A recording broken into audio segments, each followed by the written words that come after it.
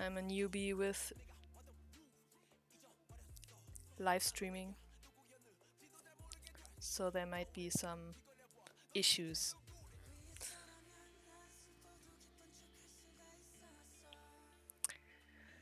So, thank you all for joining so far. I would start with a small introduction. So, I'm Nati.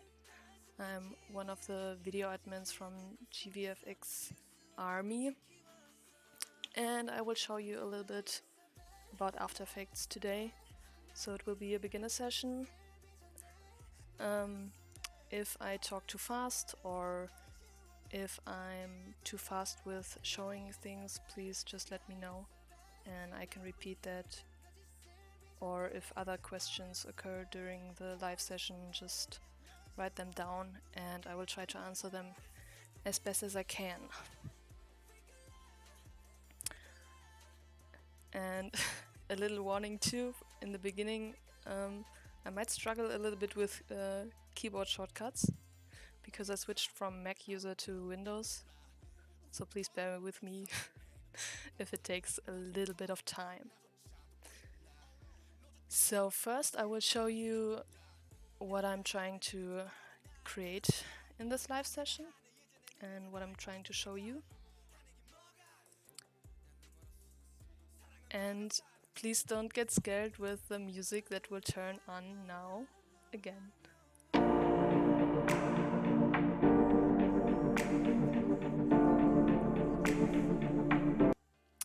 Yes, there was the music coming from. So I will show you how to set up the composition and add some footage to it, and yeah, how to animate some basics to that. The difference with Mac users is just the shortcuts. So you will see what I type and everything down here in the lower right corner. So if I use any shortcuts, they appear there, or if I use the mouse. Yeah. Oh, I can speak a bit louder, yeah.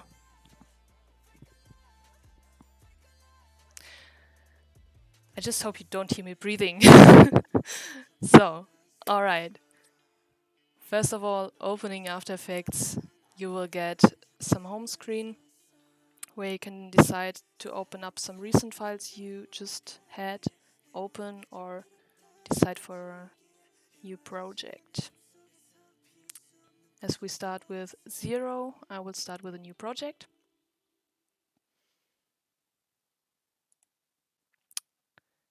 And here we go. Setting up in After Effects. I used the default screen right now, so everything what is shown here has the normal After Effects too, so I won't use any plugins or any other things. So everyone who has After Effects will be able to recreate what I will do. So a little bit about the interface. We have a project window right here where we will have our composition and our footage listed. We will have a timeline at the bottom. We have a composition window where we can see what we are doing and render a preview. And a effects control panel and some more windows down here.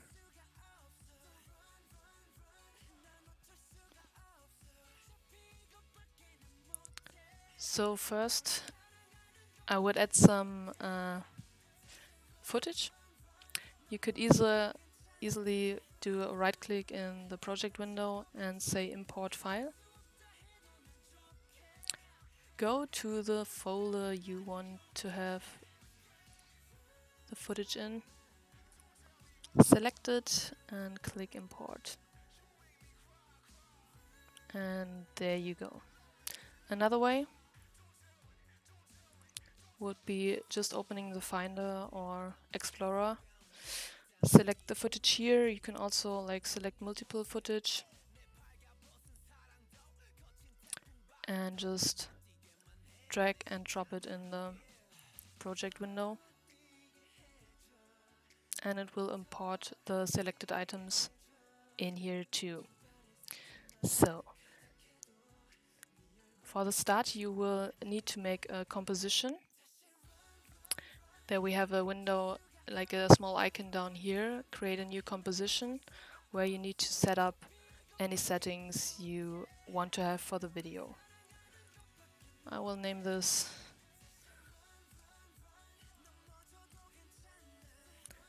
After Effects Hobby Tut.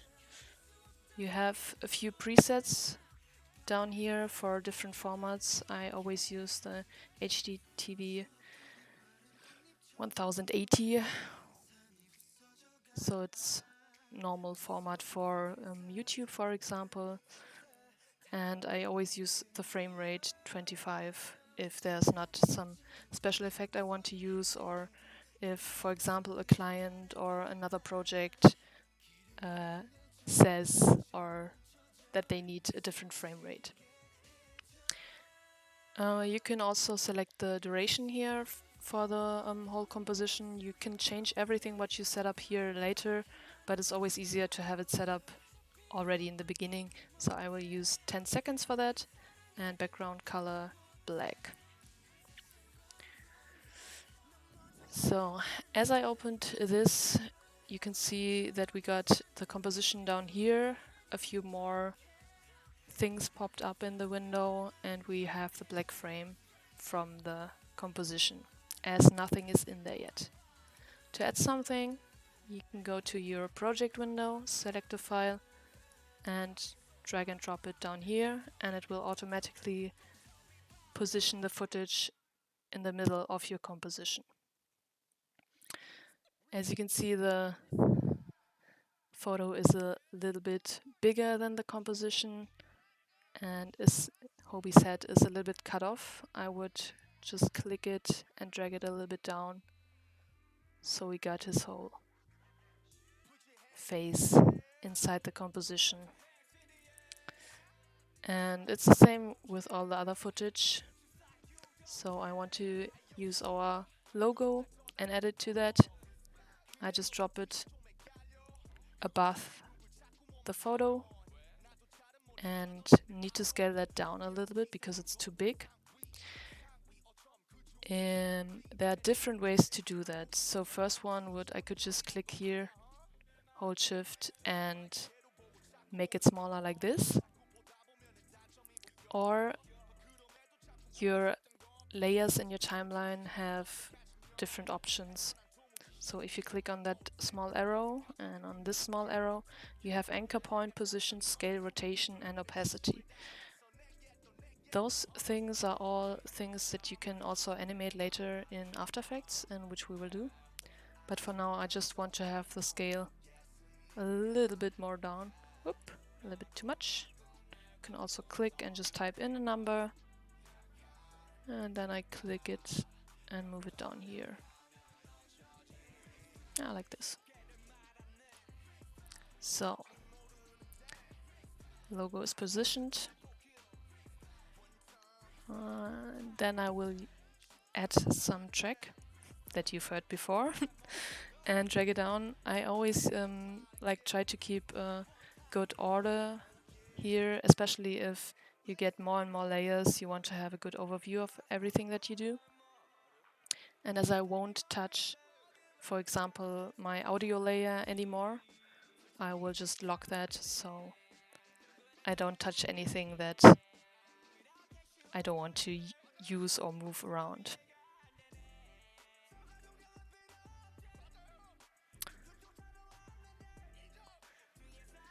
Yeah. Yes. It works the same way.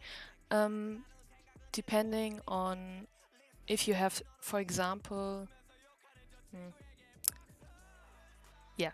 Okay, you can just use a PSD and move it inside After Effects or import it as one file, for example. Yeah, but you can also import Illustrator or Photoshop files with layers, so you can keep the layers in After Effects. But that's like a little bit more advantage. But I can show it later onwards when we are a little bit more into the project. Yes. So I got some music. You can also like hear the music when you want to see a preview. Right now nothing will happen. It will just play music. Please don't get scared. I will.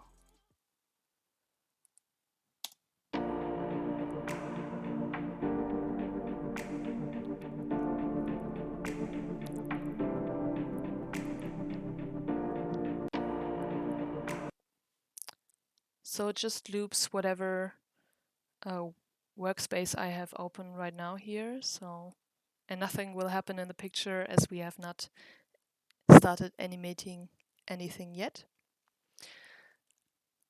Important thing what I will what I will do now before I move on is save my After Effects file, because After Effects can be kind of tricky and it crashed today already. So you can just go with File, Save As, and yeah, that's the right folder. And I will just use today's date and save it. Always good to save it, as After Effects wants to crash a few times. So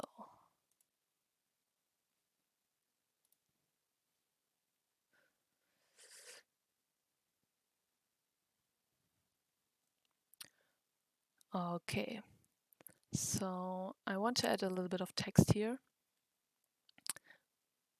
and you don't always have to import stuff from other programs or pictures or anything else. You can also create some things directly in After Effects. There are different things you can do, like for example a text layer. For that you need to click down here, go to Layer, say New, and select Text Layer. A new text layer will open without any text on it, and I will just write what I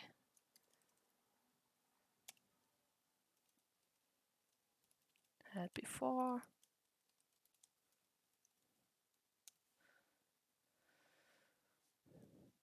So,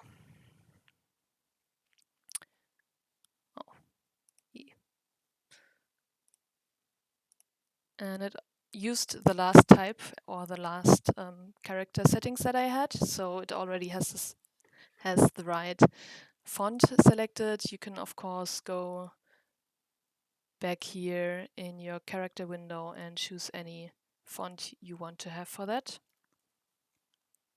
If you don't, like if the character window don't pop up open automatically if you create a text layer, you can always go up here, go to Windows and select the windows, or yeah, the small windows that you want to have open or access to.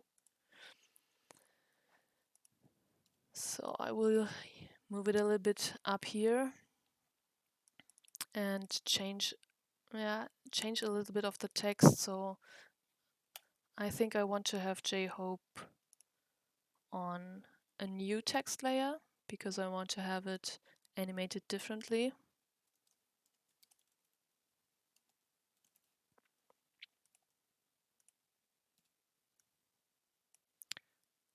And I will move that up here, that a little bit down. You also have align tools in After Effects if you used any other tools before with align tools.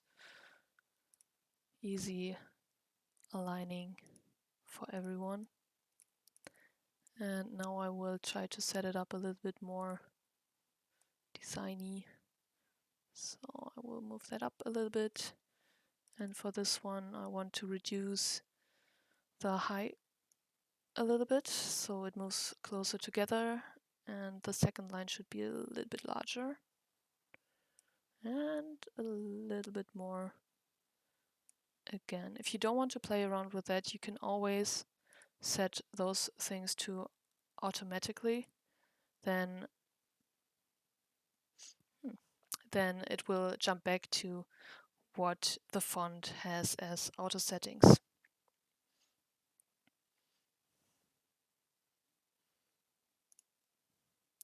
Yeah, I won't answer the questions that Sam already answered. So I set that up. I will move that a little bit up.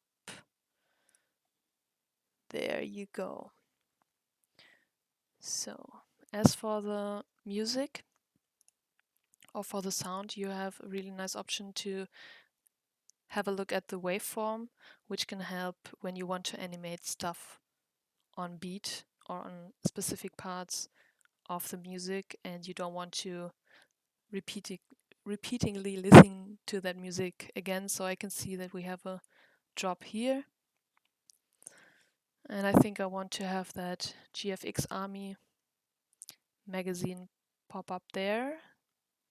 So I drag the layer start to this point. So you can see in the timeline, wherever we are, it will just show whatever layer is active at that time. That's an easy way to set up, or I like to set up animations like this to see if the timing is good or anything before I start animating the layers, as it can get kind of too much in the end. So I want to have it like this. For the J-Hope text, I will use a preset from After Effects. So if you go up here to Effects and Presets, After Effects already has a lot of effects and animation presets for different kind of styles and anything. It's always good to have a look at them. And what I want to do, I want to have a little bit of a write-in effect. And I go down to text, animate in, and there you can already see you have a lot of options there. And normally, if you want to have a write-in effect, you can use the typewriter tool. I will show it to you. I will just drag and drop it on my layer. And it will automatically create a type-in effect.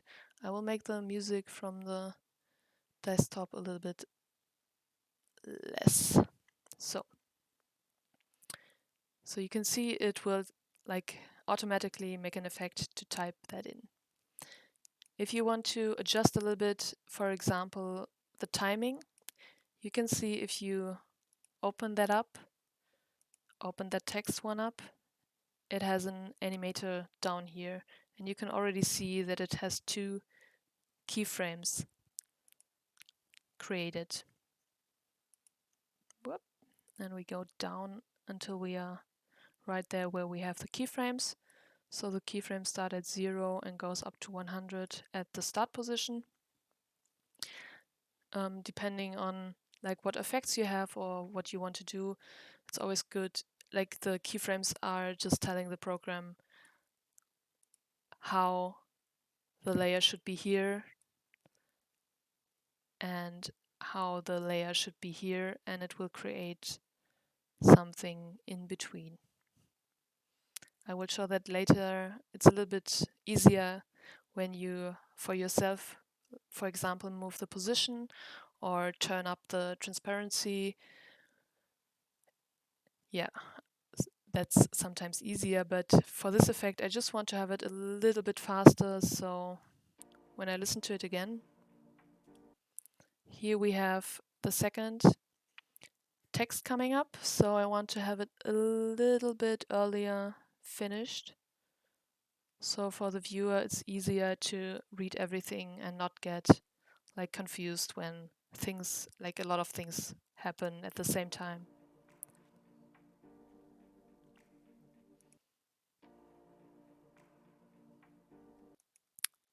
Yes.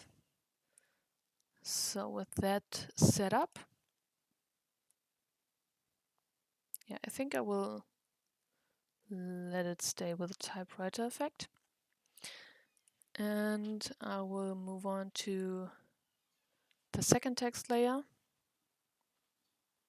And here I want to use, I want to scale it up a little bit and animate the transparency. So it should be, let me check. There you go. So I want to use the position and the scale. What I like to do is make the keyframes, like start with the keyframes of the position where it should be in the end. So for example, right now we have the keyframes set how it should be when the animation should be finished. And I like to move them, like I select them and move them a little bit forward. And then change everything here. So with this, I will go down to 0. Now I animated the position, but we could do that too. Maybe, yeah, position was a good one. Not the right one. Maybe I want to have it like appear a little bit from up and down. And I want to have that start at the same time. And I will also have a keyframe on the opacity from 0 to 100. So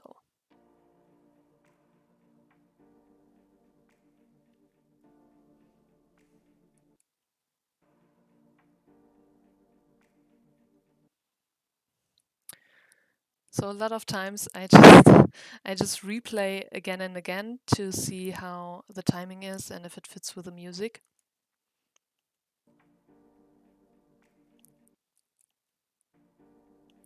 So here, for example, on this drop, I want to have the text already there. So I can either like slide the keyframes to the front, but then I also need to increase the layer input. Or another thing you can do is like just move the whole layer. But that's like always depends on if you have more animation on the layer, everything will change. And it can get a little bit tricky with the timing. But for this one, this will work. Still not the right timing.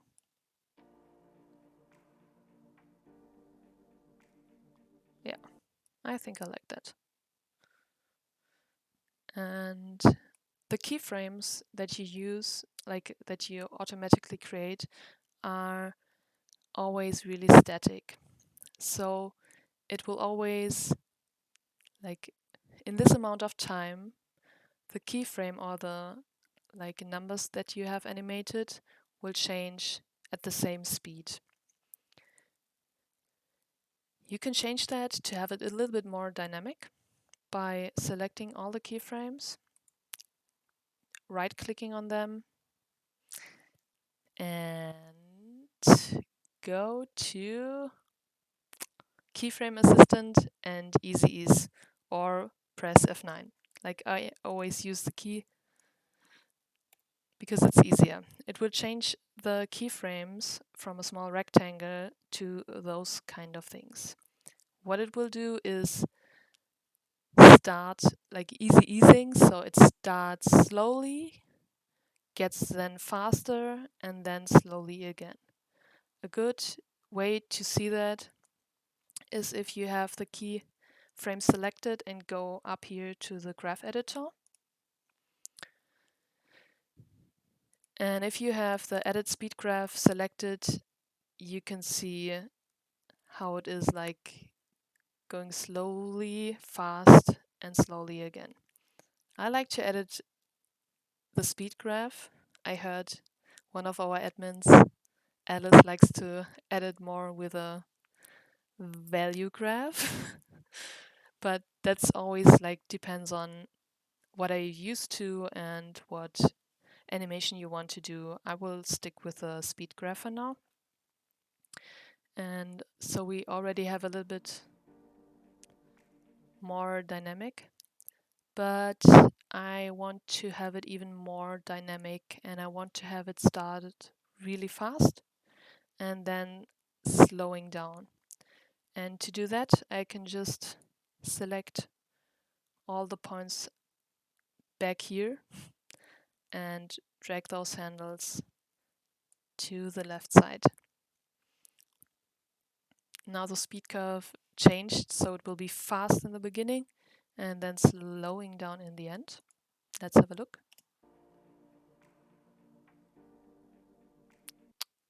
Okay, preview, please.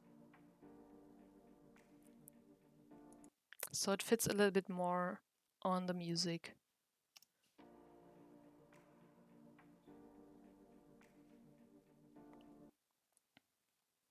Yes, I'm happy with that, I think. I will have a look again.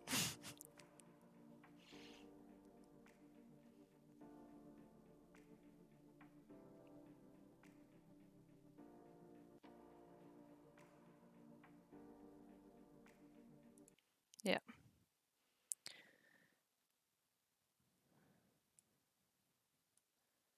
So I think I'm happy with that animation for now. Of course, you can always do more stuff, but with this one, I like to keep it simple. And I will close the layer again to have like my better overview. If you are not sure, like if you don't want to click always on those arrows, you have a few shortcuts to open those those transform values up. So by pressing T, for example, for transparency, it opens up the opacity. Or for P, it will open up the position. S for scale. And if you already have keyframes on the layer, what I think is really useful is pressing U. That will open up all the values where you have keyframes on it. So whenever you want to move keyframes and you want to make sure that you like get all the keyframes that you have or all the animation that you have on the layer, I always like to press U to have that all opened up. Hello there. I'm not quite sure if you are late. Like we started already, but yeah, you can always ask questions or watch again after the live session. So, having that set up, I will check with my notes that I don't forget anything. Yes. All right. So, it's a little bit like still a little bit boring right now. We just have like a really handsome man and some typo animation, but it's not getting like the nice, a little bit epic, hot, tropical feeling that we want for this video. So how about zooming in a little bit? What I want to do is scale up the picture through the whole video, so we have a constant movement throughout the whole video. For that, I select the picture, click S. I want to have this scale as start position, so clicking on the stopwatch creates a small keyframe. And go to the back and scale it up. And what's going to happen, or what happened, is After Effects or any other program always scales up around the anchor point. And the anchor point is always in the middle of your layer. To change that is easy. I will just go to the front again, and you can change that. Let me have a look. So you can change that here. or as it will like destroy my position, you can just click Y and it will automatically select the anchor point tool, and then you can just click on it and drag it. And as like I want to scale or move closer to his face, I already know that I will need to set up the anchor point up there. Yes, he melted the snow. He melted everything.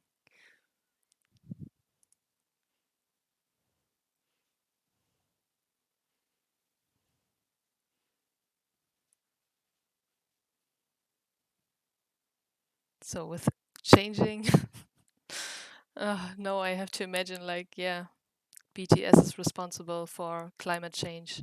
There you go. So back to the scaling up. So as I moved now the anchor point to his face, it will scale up like I want it to be. And as I can see here in the end, my layer stops a little bit earlier. I will just drag that up so the text will stay there the whole time. And I will replay.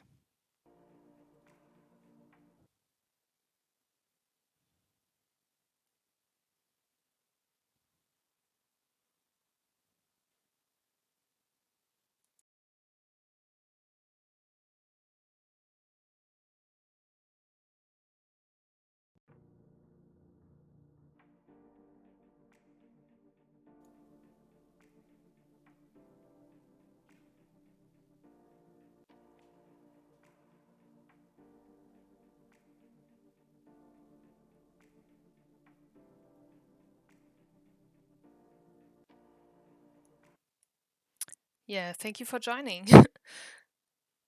Are there any questions so far?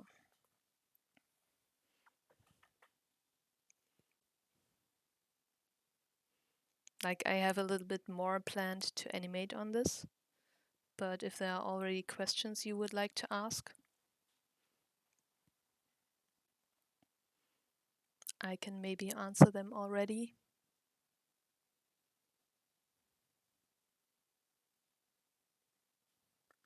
Yeah, so for example, with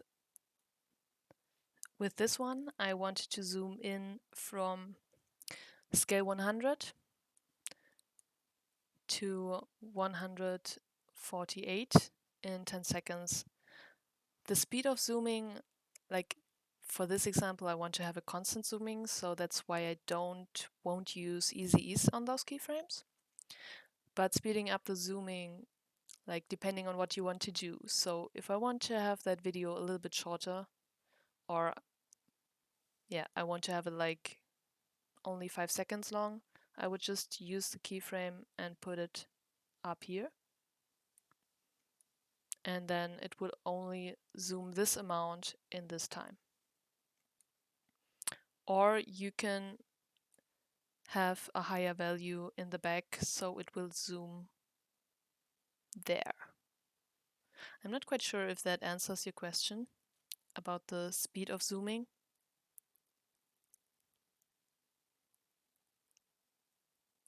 Like I can show it how it would look with easy ease by selecting and pressing F9.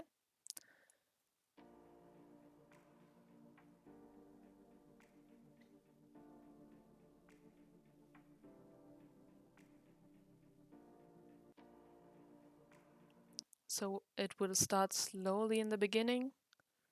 In the middle it will be the fastest zoom, and that then slows down again. I can make that a little bit more dramatic. Whoop, by selecting them and just moving them by hand.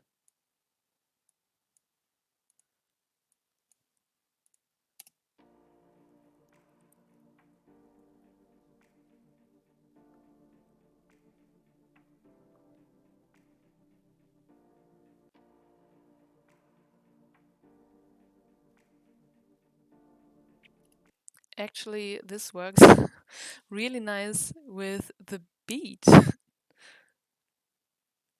No! After Effects. Please don't crash. Yeah, the graphs are a little bit, can be a little bit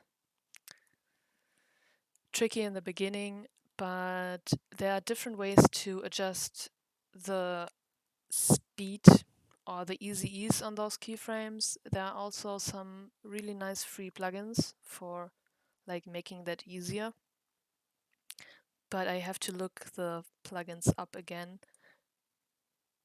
Yeah, but there are so many ways to use. You don't have to use the speed graph, but I always like to see the speed curve. So I will adjust that a little bit more because I like the easy ease now. And as we are here, I want to have this one the highest point of my speed graph, as it has a small drop there. So I will just adjust this and use my current time indicator to see where exactly that point is and replay it again.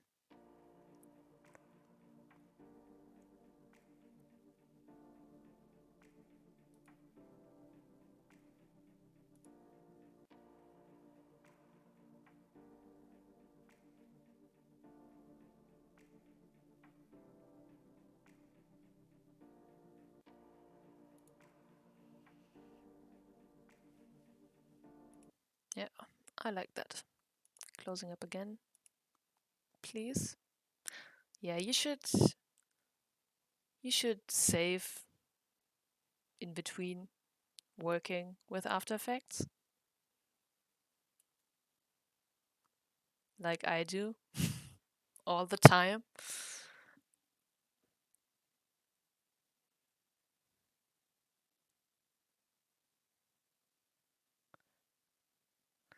If you want to make one of you can either move the whole layer, for example for this one, you can move that all, wrong one, you can move that all on the timeline up to the front, or you could, for example, if you want to have that start later, you can select the keyframes by dragging a small rectangle over them and just move them to the back or to the front.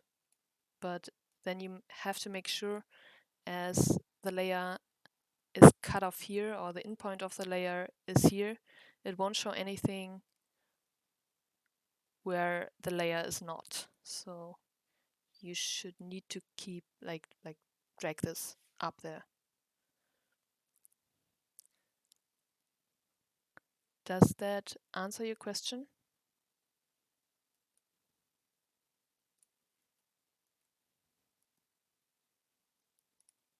Perfect.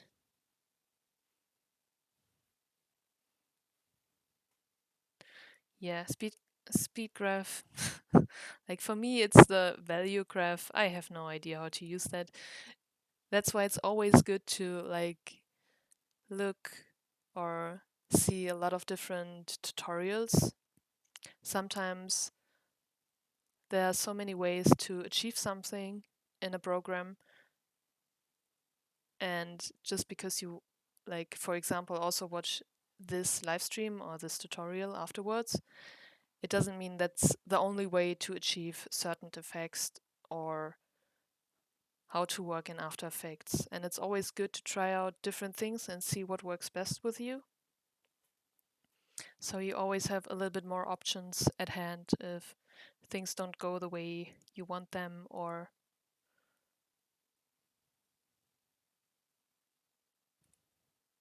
yeah, and I think it will get worse now when I add a new video footage. It's depending on how good your PC, Mac, or anything is.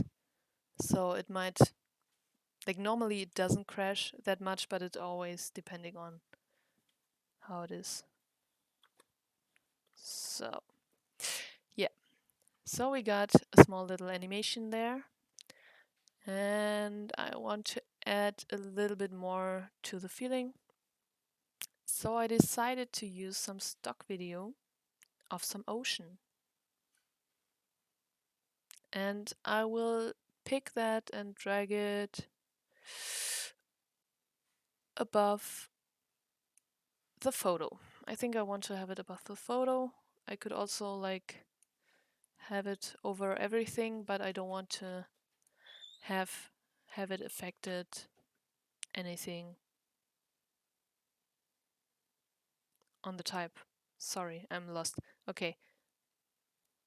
So whatever you have here, it's like with every layer in every program, so it gets stacked up. So of course, if the ocean footage is bigger, you can't see the layer what is beneath it, and everything what's above it, like the text layers, you can see. For this, I will scale it down first. So I press S, scale it down a little bit.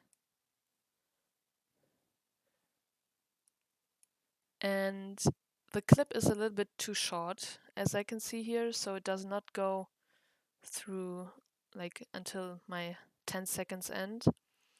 I could use a few things to get it longer or to repeat it. So first one would be I can duplicate the layer by pressing Control D,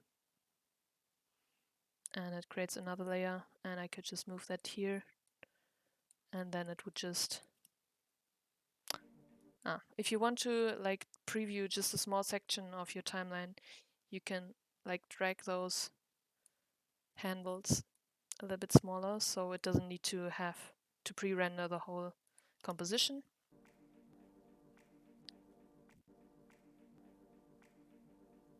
So we have a hard cut there. I could either use this and duplicate it again and move it back here. And then we would have the footage through the whole length. There are a few other options, but for me, I want to have the footage a little bit more slower and spread around, like I want to have that footage, but spread it on the 10 seconds. And an easy way is to just stretch it. Like you should always be careful with stretching footage, as After Effects, as you might know, video footage, as the video footage we create here, my composition has a frame rate of 25 frames per second. So if I zoom in, you will see that 1 second is 25 pictures or frames long. And this footage, for example, has a bigger frame rate, so it has nearly 60. That's really good.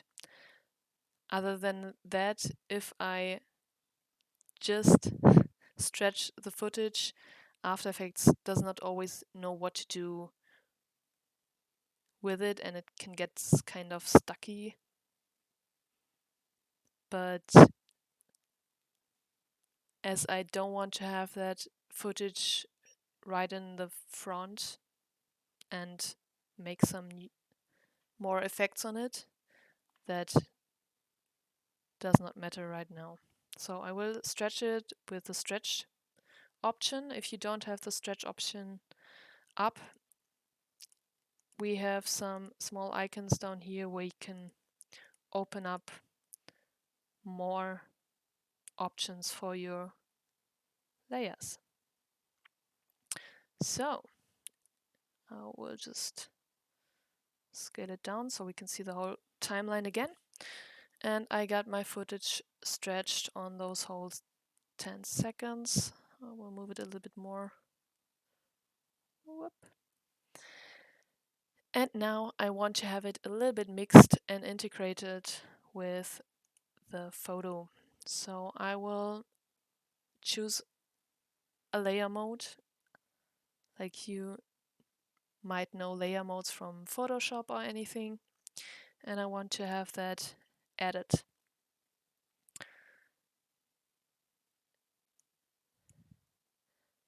And now I have my added footage of the waves on top of everything.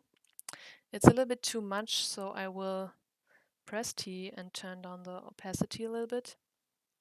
Let's go with 50.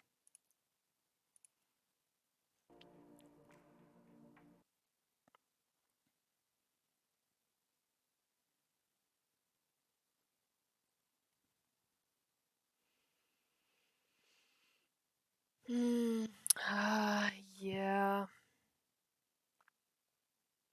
you could. Oh. Wait a second. I will pre-render this first, and then I can show you how to do that smoothly.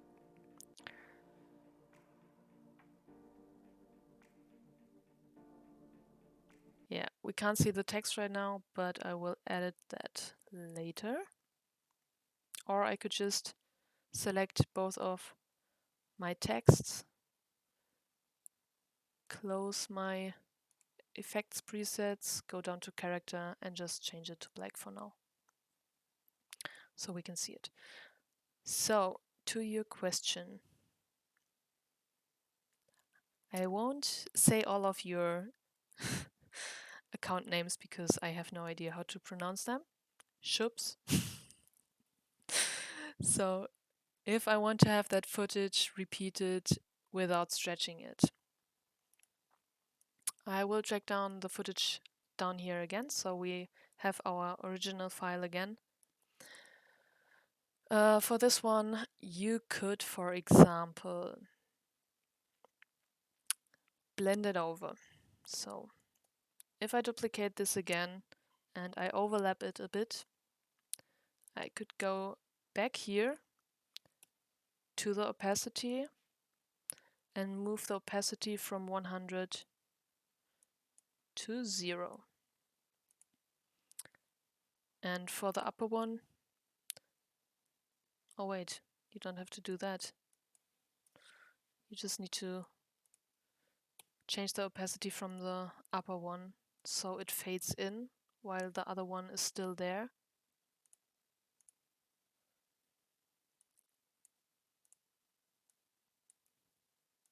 Let me pre-render that.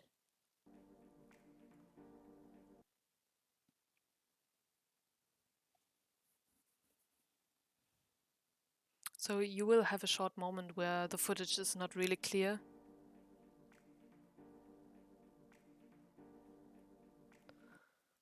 If you want to have that clearer, you could always adjust more, so you could see, like, choose a time of the clip where the waves have nearly the same position, for example. So when we have a look at the clip, it starts with nearly no waves on this rock and a little bit on that one. And so we could see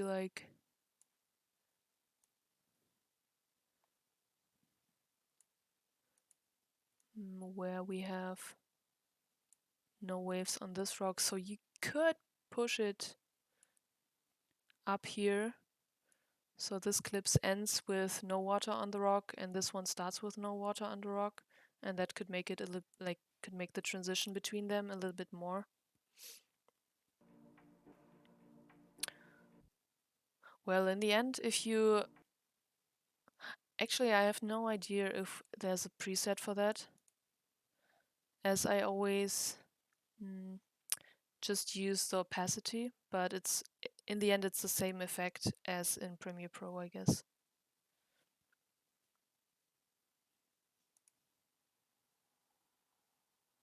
Let me just check if I find anything.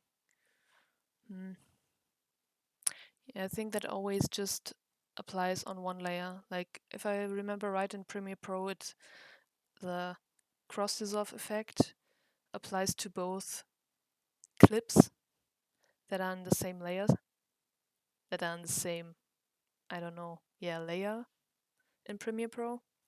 And I think that's not happening here, but as you can like just use the opacity from the clip above it, it's like, I think it's the same as cross dissolve.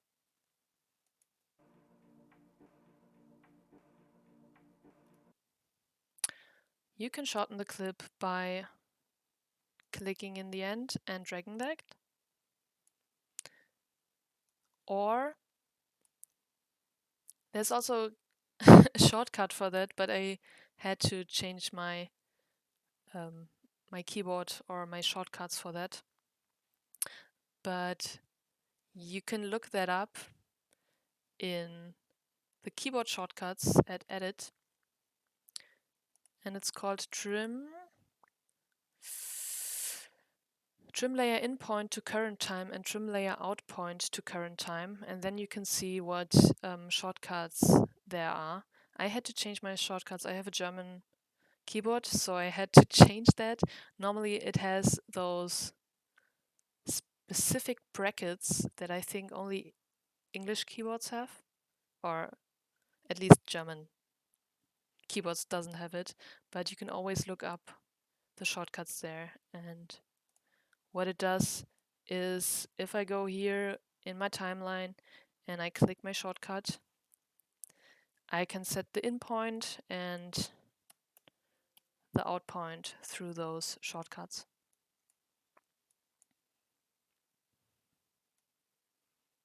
Yes. I hope that answered your questions. If not, please let me know and I will try to answer them a little bit more specific.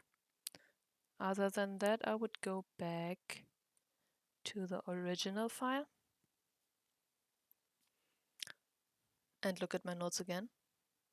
Yeah. So,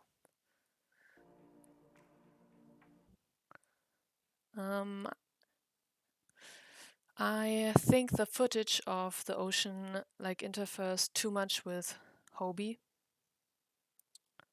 and I want to have it masked out. There are different ways to use masks in After Effects. I will show you two of them.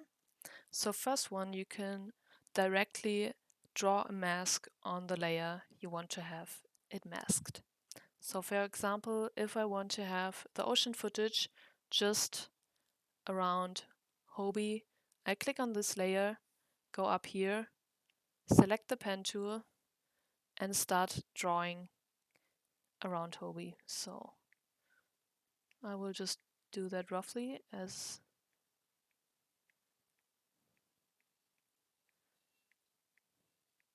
there you go. And as soon as you close the mask, it will, you can see that it masked out the footage directly. What it will create down here is a new small option called masks, which is always presetted used to add. You could also invert it, so it will use whatever is outside that mask. And you have there a few options too. So for example, it's a really hard cut. I don't want to have that hard cut on that. So I will move up the feather and move it up a little bit more. And then you can see it feathers out my masks, and it's a bit too much feathered as it is on his face again. Like, you have to try that out. I don't like to use that mask so much as it can occur a little bit problematic. For example, if I play this clip now, you will see that we have, as the footage of the ocean waves is not moving, but we have Hobie moving closer in the picture or scaling up, the mask will remain where it originally was. Let me just change the footage again so you can have like, I will turn that a little bit more up.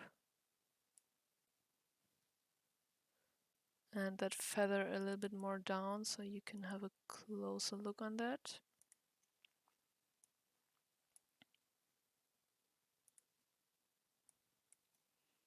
So as Hobie moves, can I just go through there? Yeah. You see the mask won't move with it. What you can always do is you can also animate a mask with the mask path. So I could click here, go a little bit here, and then select the mask paths and like move them around so that it fits. But for this specific video footage or what I want to do, I think it's not really fitting well. So I will delete the mask and do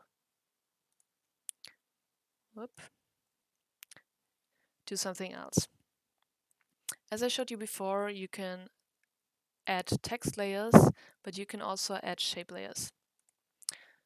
Shape layers are similar to any shapes that you do in Illustrator. So you can do shapes by like just drawing a rectangle, ellipse tool, polygon, or whatever. You have your colors up here that you can select or change, and you can also add a stroke to your shape. What you can also do is click on the pen tool and draw a line around Hobie again. Just roughly, as I will feather that one out too. And use this shape layer as a mask. For doing that, you have a really nice option here, which is track matte, that you can select and say alpha matte masks. And it will do the same thing as when you do the mask or draw the mask directly on the video layer. What it says is it always uses the layer on top of it. And as you can see, it turned it off. So the shape layer is still there, but it's turned off and it is used as a mask. If I don't have the shape layer directly over it, it will just try to use whatever is up there. You can see that on the small icons that appears here, which will mask out a lot of stuff or different stuff there. So you always need to check with how you have the layers arranged. And as I do this, we still have the same problem right now, so we still don't have the layer move with the video or with the picture in the background. But you can have a parent, you can parent that shape layer to our photo, which is really easy. So you just select it here, take the small whip and put it down here. What it will do is it will follow whatever happens on the parent layer. So for example, here we have the photo scaled up. I know you can't see that right now. I will change it a little bit. And if I click here or there, you can see that the mask goes up with it. It moved a bit. No. As it has a outline, it will also use the outline as a mask. I don't want to have an outline there. So you can just click on the stroke options and select none. So with that, I got the mask moving the right way. And as I don't have any options here to feather the shape layer, but I can use the Gaussian blur. So if I type in and drag that effect on the shape layer. In the effects control, it will add this effect. Whoop, I want to move it up. There you go. So what it has blur at 0 right now, but as I move this up and let it work a bit, you can see that it gets a little bit more blurred out. And if you, yeah, here you can see it a little bit better. So if I deselect the effect, we have a hard cut, and with the effect we have a nice smooth mask. So, and as I have set that up, I can turn that down a little bit again from the opacity so it does not get too bright. And I will replay it one time.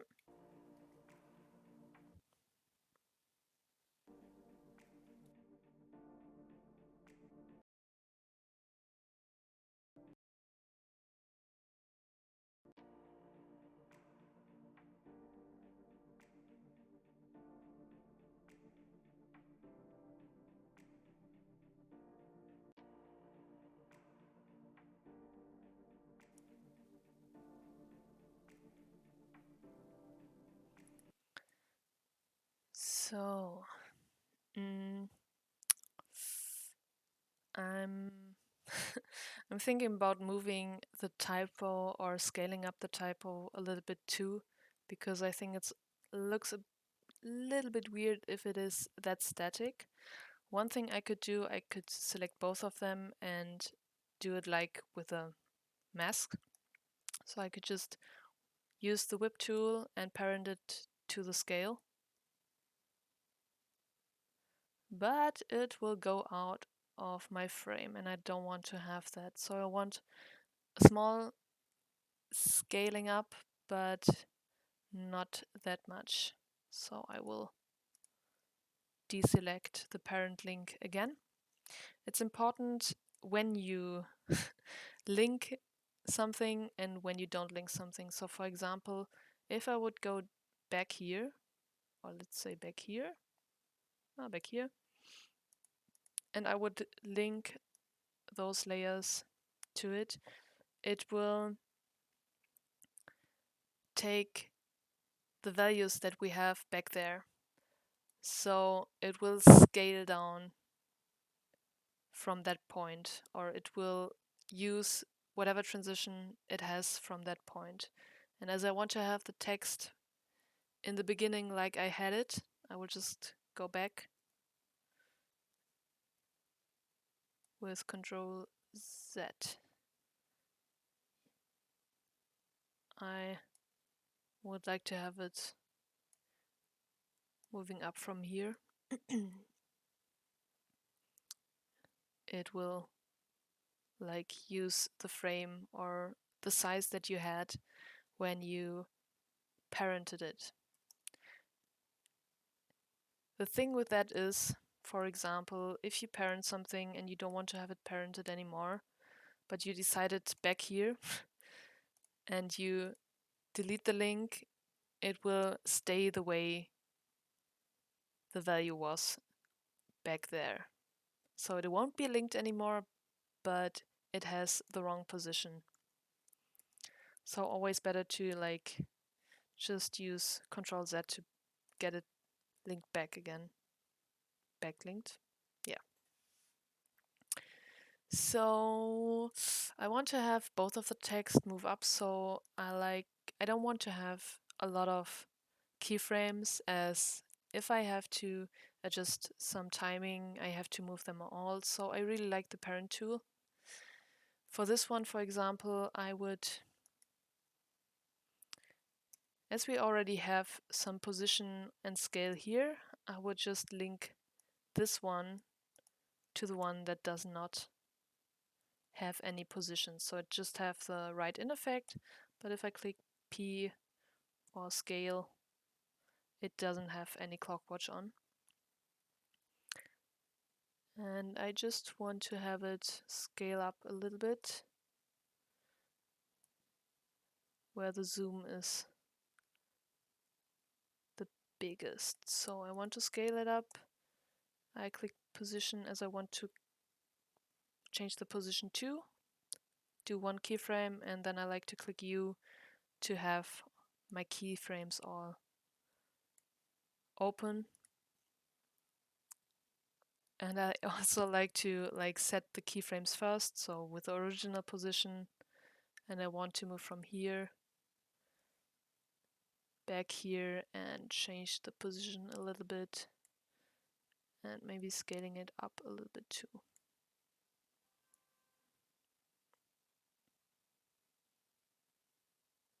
Yeah, let's go like this for now.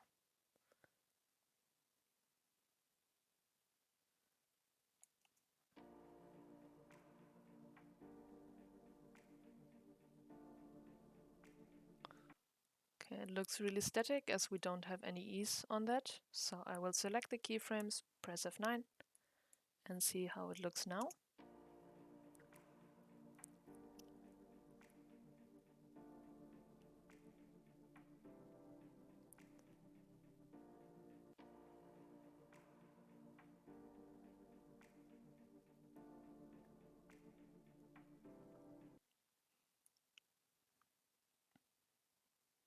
Yes.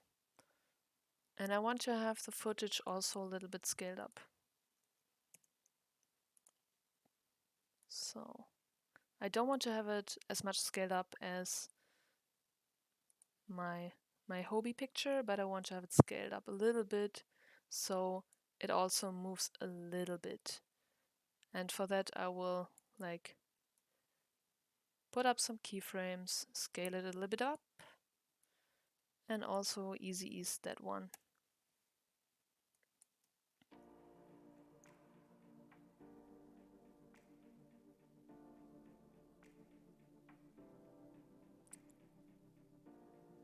Yeah, you hardly notice it, but I know it's there. And I'm happy. So nice that you joined our Discord. So, and as some of you might have noticed, we have our monochrome challenge up in February. And to have an easy monochrome on the picture, we have a few YouTube tutorials saved for different programs that we will share with you as soon as we open the challenge. But if you have a little go for it already, you can of course always work first in Photoshop or any other program before and alter or edit or put effects on your photo how you want it in the end. But if you want to just stay in After Effects for that, you have some really nice effects for that too. And as I did some small tutorial before this live session, I already know which ones I have to use. So first I will use a filter an effect which is called black white. It's under color correction, and drop it on hobby. As you can see, we have a new effect on that effects control that we can we could also tint. We can also tint the video, which will make it monochromatic already. But I won't use that now. I want to use a little bit differently. So first I will do it black and white, and then we have a really nice effect which is called,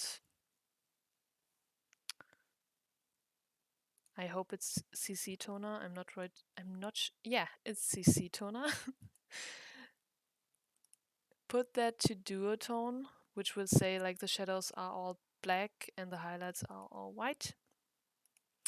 And as we have purple as our main colors, I will go with a bright purple for the highlights and some darker purple for the shadows. Like, as you can see, you can adjust a lot. For our February challenge, monochromatic, you should stay, of course, in one like color palette. But if you want to have like really duotone, you can also change the color palette and, for example, mix it up maybe with a little bit of green. And yeah, you can go really wild. But for this one, I will just stay in our purple color palette. And you can see it adds up. Like every effect that you put on a layer, it adds up. I could also check if, like, I think we don't really need the black and white for this one, so I can delete it to keep it nice and clean. And as the black type is not fitting anymore, I will select both of the type layers, go to character, and change the color from black to white. Or maybe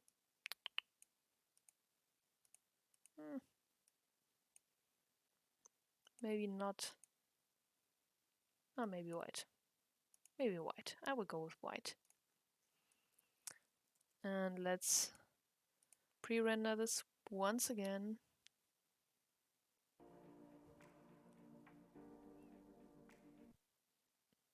Oh yes, yeah.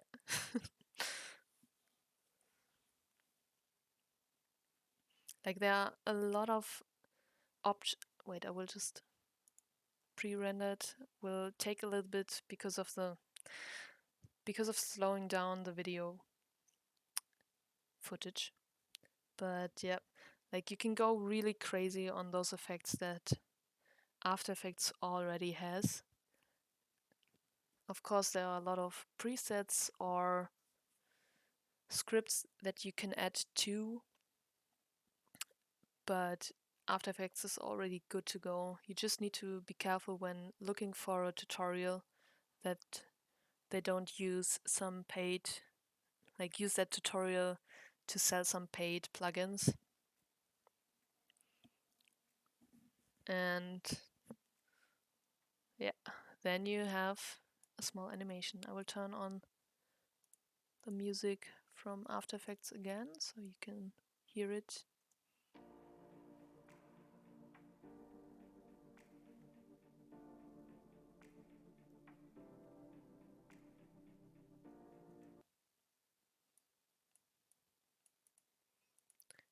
Yes, and then After Effects crashes. No, saving. Okay, everything safe. Yeah, but that's how you can create like a small animation in After Effects without a lot of things and without any other programs.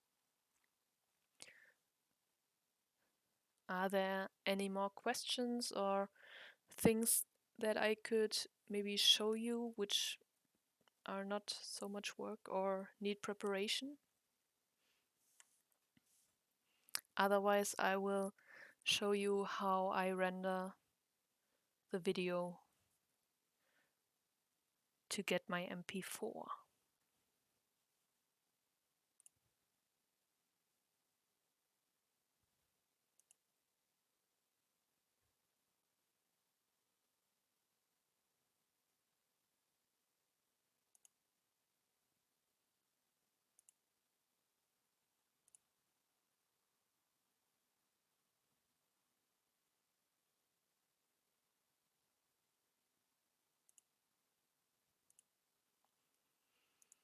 Alright, how to render that video.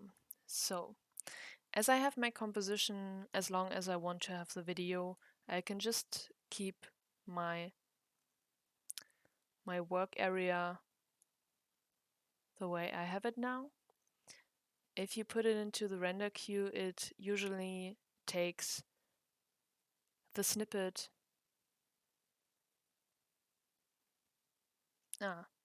We have we have a really nice card where we have some resources linked to where you can get like free stock footage and photos.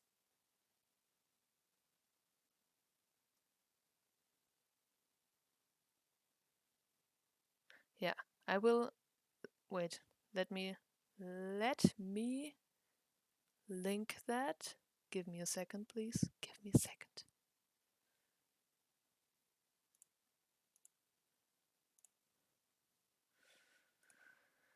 Now you can't see me. Give me a second. I don't want you to see all my stuff and all my chaos.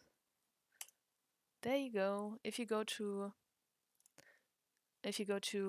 resources on our cards, you can have a look at them. We have some free stock footage sites linked there. Of course, you always need to make sure, like if it's for personal use or commercial use or whatever you want to use that footage for. But that's always a good go. Sure, welcome. Alright, so rendering. I tend to use media encoder for renders, but you can also render in After Effects. I will explain a little bit about that soon. So for render, it can get sometimes a little bit. I have to search because I always use the key shortcuts. Yeah, we got it. So Control M or press or go to composition and add to render queue. Then whatever you had selected here as a work space will be rendered. For example, if you just have that small selection as a workspace, it will also just render that specific workspace that you had before you clicked add to render queue. So just make sure that you have your workspace selected the way you want to have your video rendered. So I go back here to render queue, and as I will show you how to use the media encoder, I always just change the output back here. It will use the name of your composition as a file. You can check here again. So I always have my folder set up with a name for my project. So for example, it's year, month, day, and what the project is. And inside that I have an After Effects folder, footage folder, and output folder. And I always use the output folder for whatever content I create or which will be sent out. And yeah, you can just select AV here, but I will just I don't know, here, but I won't change it here. You could change like the name of your output there. And then I will usually queue it in Adobe Media Encoder. And as I already had my media encoder up, it went pretty fast up. Normally it takes a little while to start media encoder, so don't lose patience when you click that button. And as you can see here, we have some settings up here. What's a good way in media encoder, for example, is you have the option to have the format H264, which is a really good downsampling, or a really nearly everyone uses that downsampling, I would say, as it's most common and it doesn't have so much arrows, or it also compromises the file in a nice way. So I have that one selected. You have also some presets from Adobe Media Encoder. I tend to use the presets for whatever platform I want to upload the video. So for example, we have some YouTube here. You can also have some Twitter here. Whatever, like, it's best to just try out or to see what people normally use. So I tend to use the YouTube Full HD one for that. If you have some specific format, for example, so with this one, I used Full HD. But if you have, for example, a video which has the same height and the same width, you need to change something in the presets. So for that, you just have to click on the presets and it will open up a new window. And the preset will force this format on your video. I always like to have some presets myself, and that is this YouTube preset, but have this checkbox on so it matches the source. So it uses normally everything from that preset, just won't change the composition size. And it's also really good to save that. So I will say YouTube and match format source. Whoop.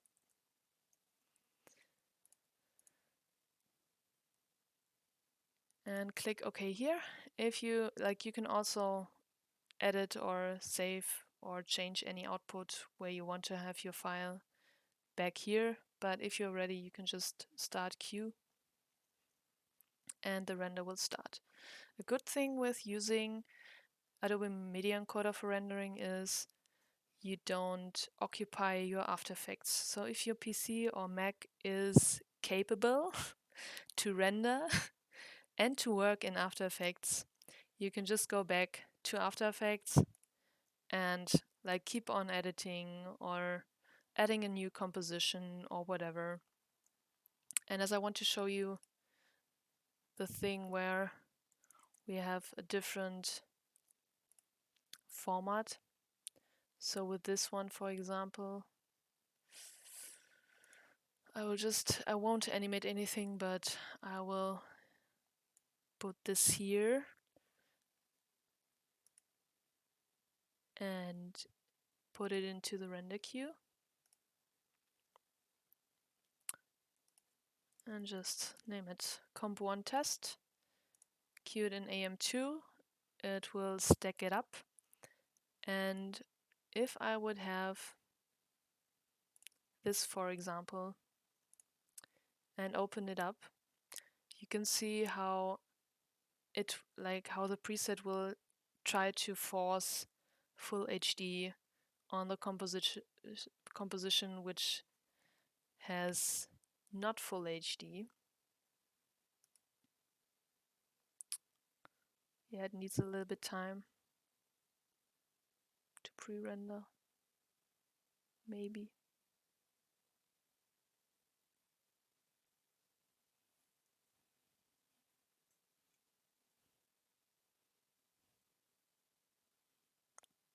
Are there some more questions right now?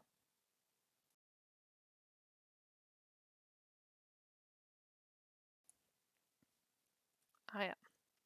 So as you can see, it will create a black frame for whatever format that it wants to take. So it wants the width to be 1920. So it will create black space around your composition. You can also like scale up to fill. but then we will have things cut off as our format was not for this kind of frame.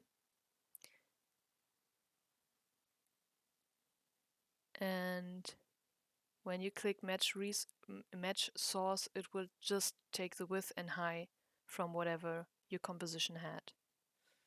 So it will switch it automatically to that.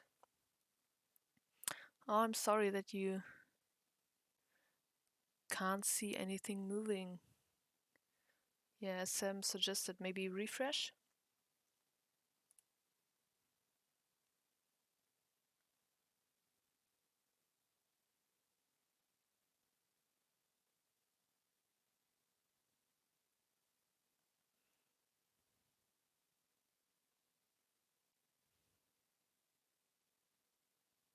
And as you can see, like the format is right. It's always good to check sometimes the export settings, how it is set up. Also, a nice feature of the export setting is it will already give you a file size number for it. So if you already know 20 will be too big, you can have a look and see, for example, if the Twitter one, again here too, match source.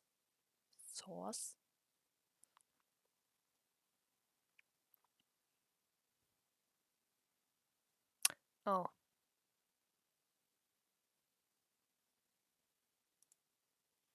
can can everyone see what I'm doing, or is it just...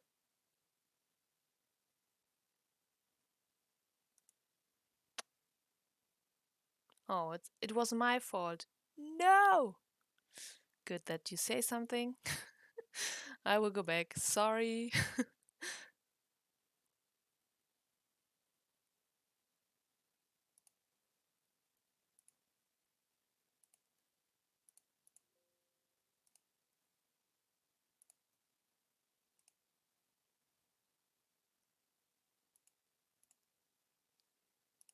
All right. There we go again. Yep, sorry. I had some technical issues. Okay, again. Sorry for making that so long. Again. So, you could see that I selected it here. So it's the same as I did before. Having that selected or having my composition pushed to the render queue, saying where to save, and then clicking Q and AME, and then this window pops open. And I will delete this and this. So it will open media encoder. Yeah, okay, media encoder is there. And I will just explain it again. I'm sorry. So you have H264 right here. I think it's default, but I'm not quite sure as I always render my stuff with H264. But it's a good way to have a reduced media file, and it is one of those formats which won't destroy anything or which will be good to upload, for example, for YouTube or any social media platform.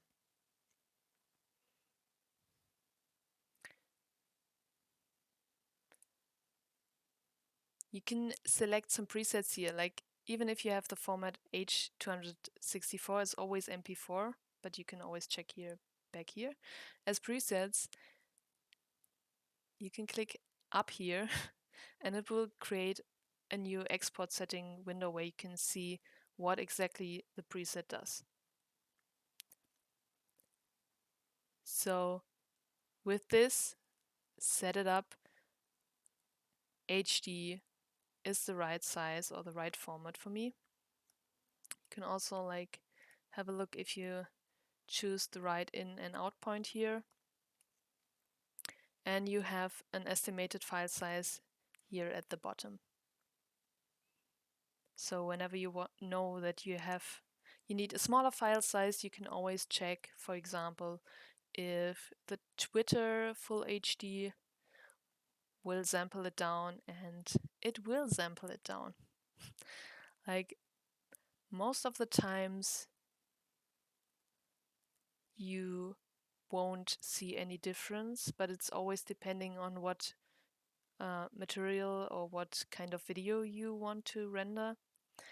But if you see, like, if you think YouTube is too big, go with Twitter or with any other preset that matches. And if you noticed in the end when rendering that there are some glitches or anything, just change it back to YouTube or another preset that will work. And with this one, I will go with Twitter. Press OK, and I'm back here again. You can also choose output file here. Oh yeah, and I will change the name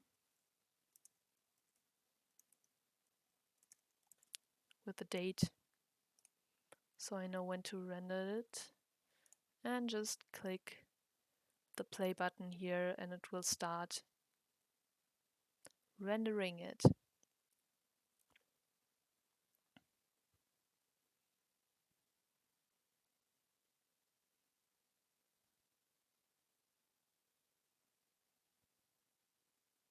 Could you see that all now?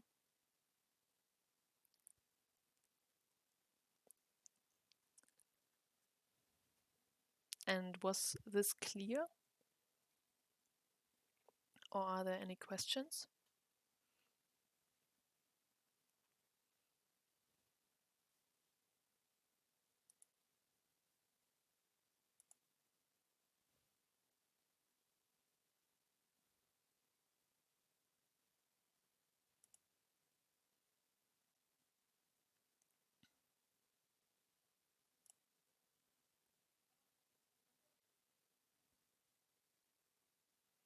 Yeah, it's a little bit much all at once, but I guess the video will be up for 14 days on our Twitch account, so you can rewatch it again anytime later. And of course, if you have any more questions or need more resources, you're always free to ask on our Twitter or on Discord. Like, Discord is easier to get feedback and to get the right resources, as most admins are more active there, or at least I am more active there.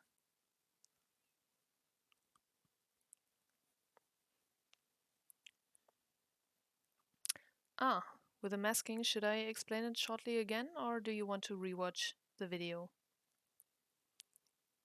Like, if you're on Discord, I can also make a small screen sharing after this live session and show it to you again.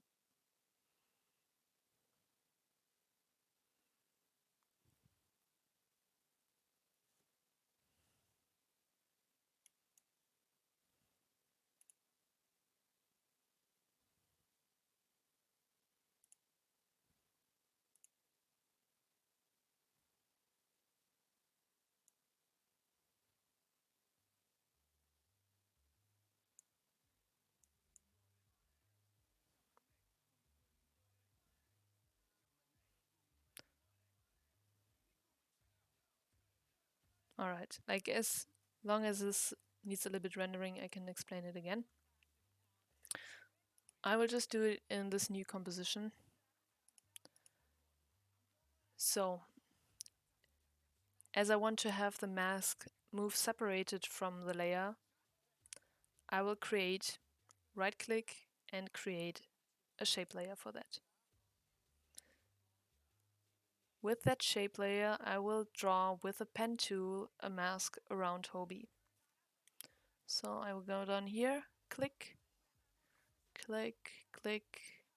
Like, the pen tool works the same as in Illustrator, so you can click and drag or just go more static.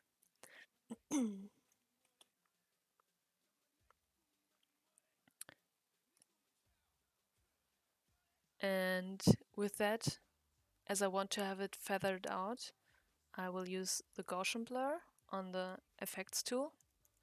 So I will type in beginning and use the legacy one. Drop it down here and move it up, move it up, move it up.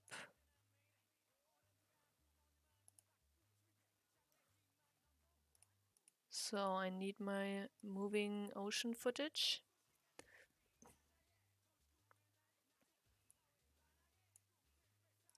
And the shape layer, I will rename it mask. Then, if I have my mask layer above the ocean layer, I go here and click Alpha Matte Mask. That was the wrong one.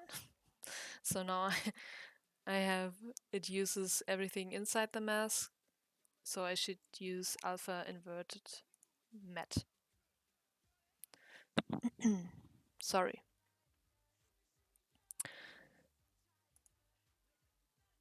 So it uses the upper shape layer as a mask. And that's all there is for the mask. So I just turned down the opacity from this one a little bit down and changed the mode to add.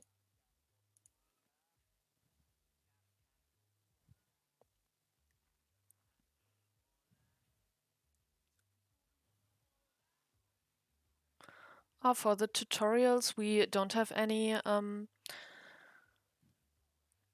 set up on our Discord yet, but we have a lot of channels where you can just drop some work in progress or anything. So you can always post your progress there and ask for feedback.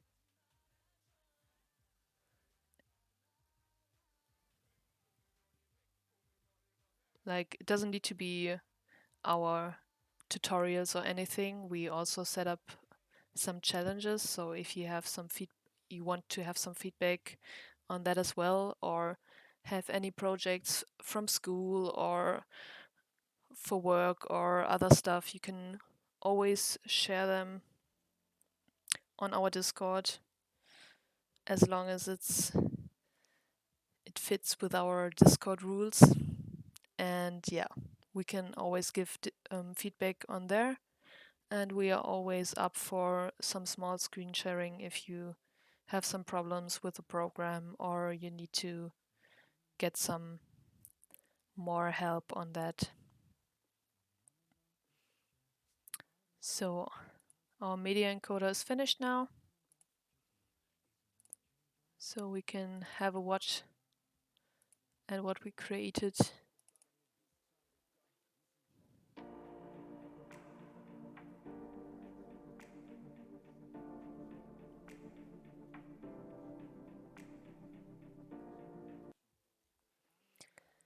And that's it. If you guys don't have any more questions right now,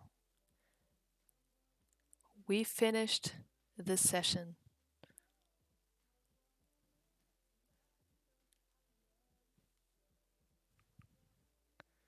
Thank you so much for tuning in.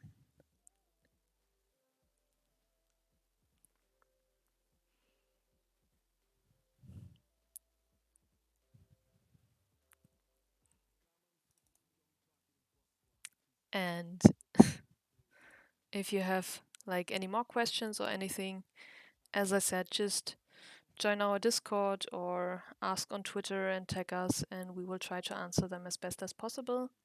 There will also be more tutorial or Twitch live sessions coming up with other programs.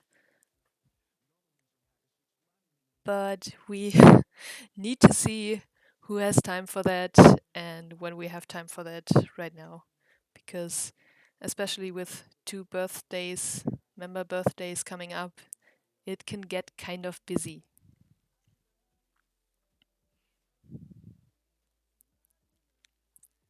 You're welcome. I'm happy that you could follow, or I hope like rewatching it will help you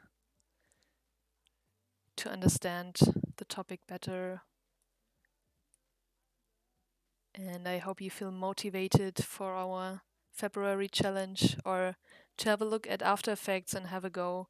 It can get it can be kind of scary, especially in the beginning, as it's a little bit different setup as Photoshop or Illustrator, but